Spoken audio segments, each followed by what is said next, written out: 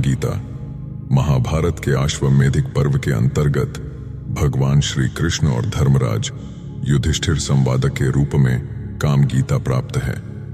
इसमें भगवान श्री कृष्ण ने काम प्रोक्त एक प्राचीन गाथा का वर्णन किया है, जिसमें बाह्य पदार्थों के त्याग के स्थान पर उनमें ममत्व के त्याग को ही वास्तविक त्याग बताया गया है, जो महान भय से छुटकारा दिलाने वाला है। अत्यंत लघु कलेवर वाली यह काम गीता यहां सानुवाद प्रस्तुत की जा रही है। वासुदेव उवाच न बाह्यम द्रव्यमुत्सृज्य सिद्धिर्भवति भारत, शारीरम द्रव्यमुत्सृज्य सिद्धिर्भवति वा न वा।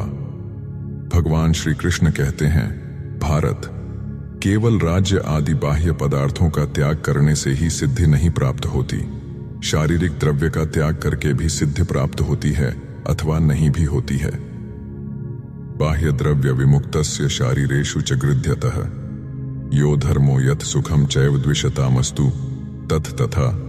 बाह्य पदार्थों से अलग होकर भी जो शारीरिक सुख विलास में आसक्त है, उसे जिस धर्म और सुख की प्राप्ति होती है, वह तुम्हारे साथ द्वेष करने वालों को ही प्राप्त हो। यक्षरस्तु भवेन मृत्युस्त्र्यक्षरम ब्रह्म शाश्वतम, ममेति च भवेन मृत्युर्न ममेति च शाश्वतम। मम, मेरा, ये दो अक्षर ही मृत्यु रूप हैं, और न मम, मेरा नहीं है। यह तीन अक्षरों का पद सनातन ब्रह्म की प्राप्ति का कारण है। ममता मृत्यु है और उसका त्याग सनातन अमृतत्व है। ब्रह्म मृत्यु ततो राजन्नात्मन्येव व्यवस्थितो अदृश्यमानो भूतानि योद्धयेताम संशयम। राजन, इस प्रकार मृत्यु और अमृत दोनों अपने भीतर ही स्थित हैं। ये दोनों अदृश्य रहकर प्राणियों को लड़ाते हैं, अर्थात किसी को अपना मानना और किसी को अपना न मानना। यह भाव ही युद्ध का कारण है, इसमें संशय नहीं है। अविनाशोस्य सत्वस्य नियतो यदि भारत, भित्वा शरीरम भूतानाम अहिंसाम प्रतिपद्यते। भरतनंदन, यदि इस जगत की सत्ता का विनाश न होना ही निश्चित हो, तब तो प्राणियों के शरीर का भेदन करके भी मनुष्य अहिंसा का ही फल प्राप्त करेगा। लब्ध्वा हि पृथ्वीमकृत्स्नाम सहस्थावर जंगमाम, ममत्वम यस्य नैव स्यात् किम तया स करिष्यति। चराचर प्राणियों सहित समूची पृथ्वी को पाकर भी जिसकी उसमें ममता नहीं होती, वह उसको लेकर क्या करेगा, अर्थात उस संपत्ति से उसका कोई अनर्थ नहीं हो सकता। अथवा वसतः पार्थ वने वन्येन जीवतः, ममता यस्य द्रव्येषु मृत्युरास्य स वर्तते। किंतु कुंती नंदन, जो वन में रहकर जंगली फल मूलों से ही जीवन निर्वाह करता है, उसकी भी यदि द्रव्यों में ममता है तो वह मौत के मुख में ही विद्यमान है। बाह्यांतराणाम शत्रूणाम स्वभाव पश्य भारत, यन्न पश्यति तद्भूतम मुच्यते स महाभयात। भारत, बाहरी और भीतरी शत्रुओं के स्वभाव को देखिए, समझिए, ये मायामय होने के कारण मिथ्या हैं, ऐसा निश्चय कीजिए। जो माइक पदार्थों को ममत्व की दृष्टि से नहीं देखता, वह महान भय से छुटकारा पा जाता है। कामात्मानम न प्रशंसन्ति लोके नेहा कामा काचिदस्ति प्रवृत्तिः, सर्वे कामा मनसोंग प्रभुता यान पंडितः संहरते विचिन्त्य। जिसका मन कामनाओं में आसक्त है, उसकी संसार के लोग प्रशंसा नहीं करते हैं। कोई भी प्रवृत्ति बिना कामना के नहीं होती और समस्त कामनाएं मन से ही प्रकट होती हैं। विद्वान पुरुष कामनाओं को दुख का कारण मानकर उनका परित्याग कर देते हैं।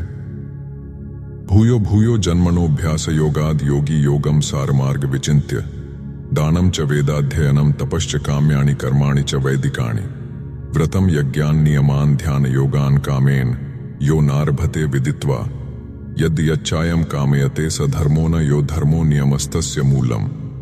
योगी पुरुष अनेक जन्मों के अभ्यास से योग को ही मोक्ष का मार्ग निश्चित करके कामनाओं का नाश कर डालता है। जो इस बात को जानता है, वह दान, वेदाध्ययन, तप, वेदोक्त कर्म, व्रत, यज्ञ, नियम और ध्यान योगादि का कामना पूर्वक अनुष्ठान नहीं करता, तथा जिस कर्म से वह कुछ कामना रखता है, वह धर्म नहीं है। वास्तव में कामनाओं का निग्रह ही धर्म है और वही मोक्ष का मूल है। अत्र गाथा काम गीता कीर्तयन्ति पुराविदः, शृणु संकीर्त्यमानास्था अखिलेन युधिष्ठिर। नाहम शक्योनुपायन हंतुम भूतेन केनचित। युधिष्ठिर, इस विषय में प्राचीन बातों के जानकार विद्वान एक पुरातन गाथा का वर्णन किया करते हैं जो कामगीता कहलाती है। उसे मैं आपको सुनाता हूं, सुनिए। काम का कहना है कि कोई भी प्राणी वास्तविक उपाय, निर्ममता और योगाभ्यास का आश्रय लिए बिना मेरा नाश नहीं कर सकता है। यो माम प्रयतते हंतुम ज्ञात्वा प्रहरणे बलम तस्य तस्मिन् प्रहरणे पुनः प्रादुर्भवाम्यहम। जो मनुष्य अपने में अस्त्र बल की अधिकता का अनुभव करके मुझे नष्ट करने का प्रयत्न करता है, उसके उस अस्त्र बल में मैं अभिमान रूप से पुनः प्रकट हो जाता हूं। यो माम प्रयतते हंतुम यज्ञैर विविध दक्षिणे जंगमेष्विव धर्मात्मा पुनः प्रादुर्भवाम्यहम। जो नाना प्रकार की दक्षिणा वाले यज्ञों द्वारा मुझे मारने का यत्न करता है, उसके चित्त में मैं उसी प्रकार उत्पन्न होता हूं जैसे उत्तम जंगम योनियों में धर्मात्मा। यो माम प्रयतते नित्यम वेदैर्वेदांत साधनैः स्थावरेष्विव भूतात्मा तस्य प्रादुर्भवाम्यहम। जो वेद और वेदांत के स्वाध्याय रूप साधनों के द्वारा मुझे मिटा देने का सदा प्रयास करता है, उसके मन में मैं स्थावर प्राणियों में जीवात्मा की भांति प्रकट होता हूं। यो माम प्रयतते हंतुम धृत्या सत्य पराक्रमः भावो भवामि तस्याहम सच माम नाव बुध्यते। जो सत्य पराक्रमी पुरुष धैर्य के बल से मुझे नष्ट करने की चेष्टा करता है, उसके मानसिक भावों के साथ मैं इतना घुल मिल जाता हूं कि वह मुझे पहचान नहीं पाता। यो माम प्रयतते हंतुम तपसा संशित व्रतः ततस्तपसि तस्यात् पुनः प्रादुर्भवाम्यहम।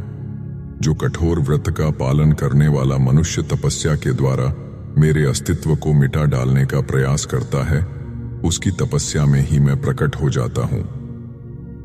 यो माम प्रयतते हंतुम मोक्षमास्थाय पंडितः तस्य मोक्षरतिस्थस्य नृत्यामि च हसामि च अवध्यः सर्वभूतानामहमेकः सनातनः। जो विद्वान पुरुष मोक्ष का सहारा लेकर मेरे विनाश का प्रयत्न करता है, उसकी जो मोक्ष विषयक आसक्ति है, उसी से वह बंधा हुआ है। यह विचार कर मुझे उस पर हंसी आती है और मैं खुशी के मारे नाचने लगता हूं। एकमात्र मैं ही समस्त प्राणियों के लिए अवध्य एवं सदा रहने वाला हूं। तस्मात् त्वं पितम कामम यज्ञैर विविध दक्षिणे धर्मे कुरु महाराज तत्र ते स भविष्यति। अतः महाराज, आप भी नाना प्रकार की दक्षिणा वाले यज्ञों द्वारा अपनी उस कामना को धर्म में लगा दीजिए, वहां आपकी वह कामना सफल होगी। यजस्व वाजिमेधेन विधिवत दक्षिणावता अन्यायश्च विविधैर्यज्ञैः समृद्धैराप्त दक्षिणे माते व्यथास्तु निहतान बंधून वीक्ष्य पुनः पुनः न शक्यास्ते पुनर्द्रष्टुम ये हतास्मिन् रणाजिरे। विधिपूर्वक दक्षिणा देकर आप अश्वमेध का तथा पर्याप्त दक्षिणा वाले अन्य समृद्धिशाली यज्ञों का अनुष्ठान कीजिए। अपने मारे गए भाई बंधुओं को बारंबार याद करके आपके मन में व्यथा नहीं होनी चाहिए। इस सम्रांगण में जिनका वध हुआ है, उन्हें आप फिर नहीं देख सकते। सत्वमिष्ट्वा महायज्ञ समृद्धैराप्त दक्षिणे कीर्ति लोके पराम प्राप्य गतिमत्र्याम गमिष्यसि। इसलिए आप पर्याप्त दक्षिणा वाले समृद्धशाली महायज्ञों का अनुष्ठान करके इस लोक में उत्तम कीर्ति और परलोक में श्रेष्ठ गति प्राप्त करेंगे। अतः कामगीता समाप्त। ओम शांति विश्वम।